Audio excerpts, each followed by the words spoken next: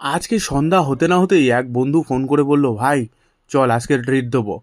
আমি বললাম, কি ব্যাপার ভাই, তুই আজকে সন্ধ্যায় সন্ধ্যায় ফোন করে ডাকছিস, ট্রিট দিবি, কি কারণ?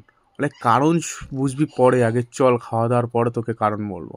আমি বললাম, ঠিক আছে ভাই, ট্রিট দিই বলে কথা, আমি দাঁড়া আমার ছোট্ট পেটটাকে নিয়ে আসছি। ব্যাস, যা বলতে না বলতে ওর বাড়িতে চলে গেলাম প্রথমে বাইক নিয়ে। কিছুক্ষণ বসে আড্ডা টাড্ডা মারলাম। তাও বললো চল। আমি বললাম, কি রে কোথায় যাবো, বললি তো ট্রিট দিবি। আমি তো বাড়িতে ডাকলেই ভাবলাম, তো বাড়িতেই তো দিবি ভাবলো। আরে না ভাই, বাইরে দিয়ে কিনে এনে খাবো। কি ঘরে বসে খেতে হবে? হ্যাঁ, তাহলে চল আর কি, বেরোই। ব্যাস, বেরিয়ে পড়লাম খাবার দাবার কেনার উদ্দেশ্যে।